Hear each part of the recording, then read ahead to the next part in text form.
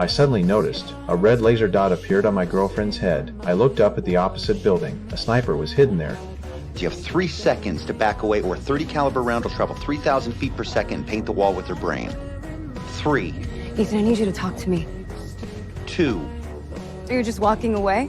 A few hours earlier, I found an unclaimed earpiece at the airport. I was about to hand it to the service desk. Then a message came in. It told me to put it on. I placed it in my ear. In seconds, all my personal data was exposed. Another team even broke into my home. They collected every weakness they could find. Soon, they targeted Nora, my pregnant girlfriend. They warned me. In 30 minutes, a black suitcase with a red ribbon would pass my gate. I must not stop it, or I would lose her and the baby. I pretended to stay calm. Under the desk, I used a hidden phone to call for help, but they already controlled the cameras.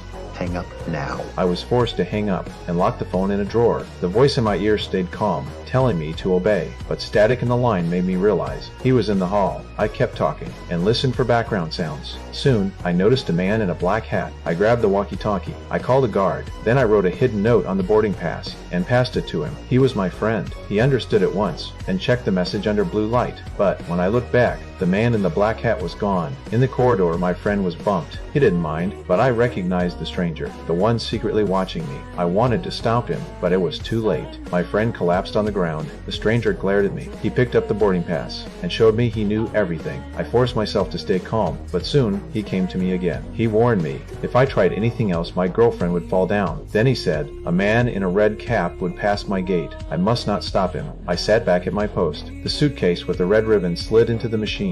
A red alert flashed on the screen. I froze. Inside could be a biochemical weapon. I stood up by instinct. I called out to him. His cold threat came through the earpiece. I forced myself to act calm. I stamped his boarding pass and handed it back. At the same time, his partners intercepted a police signal. They knew a guard had been drugged. They knew I had called for help. The chief ordered random checks on passengers. All security staff were gathered. Lists were handed out. I knew this was my chance. I logged in with my supervisor's ID and swapped one name on the list. The man with the suitcase. He was taken for inspection. The stranger questioned me. I said it was a random check. He didn't believe it. He appeared in front of me, his eyes full of threat. I couldn't hold it anymore. I pulled off the earpiece and ran straight to Nora. I found her. I grabbed her hand to leave, but she pulled away. She accused me of framing Jason. Before I could explain, the red laser returned to her forehead. There were more of them. I put the earpiece back on and walked away from her. Soon, the stranger confronted me. He attacked without hesitation. In the struggle, I seized his special handgun, a weapon designed to pass airport checks. He acted calm, pulled out his phone, pretended to call his partners, but instead, he activated the suitcase. In 10 minutes, toxic gas would spread across the entire airport, and once armed, it could not be shut down remotely. It could only be stopped by hand.